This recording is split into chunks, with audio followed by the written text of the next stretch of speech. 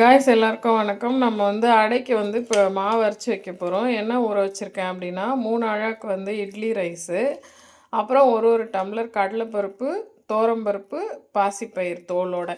முடிஞ்ச வரைக்கும் பாசிப்பயிறு வந்து தோலோட போட்டுக்கோங்க.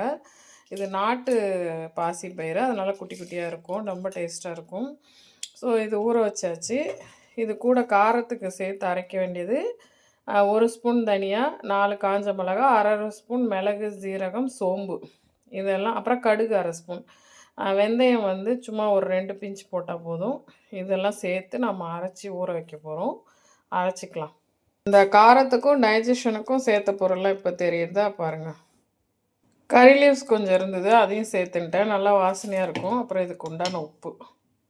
ஸோ கைஸ், நம்மளோட அடை மாவு வந்து ரெடி. நான் 2ஆக டிவைட் பண்ணி வச்சுருக்கேன். இது வந்து புளிக்க வைக்க போகிறேன். இப்போ 11:30 ஆகிடுது டைமு, நைட்டு.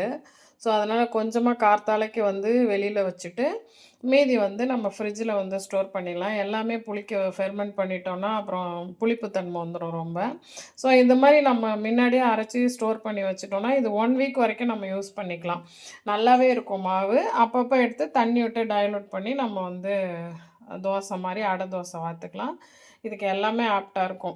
நம்ம வந்து தொட்டுக்கே தேவைப்படாது. வேணும்னா வெல்லம், பட்டர், அவியல், ஏதாவது சட்னி வேணும்னா தொட்டுக்கலாம். ஸோ அதுதான். இது மட்டும் வெளியில் ஃபெர்மெண்ட் பண்ண போகிறோம். இதை தூக்கி உள்ளே போட போகிறோம். 1 வீக் ஆனாலும் கெடாது. ஏன்னா நம்ம இதில் உளுந்து சேர்க்கல, வெறும் பருப்பு தான் சேர்த்துருக்கோம். ட்ரை பண்ணுங்கள். தேங்க்யூ.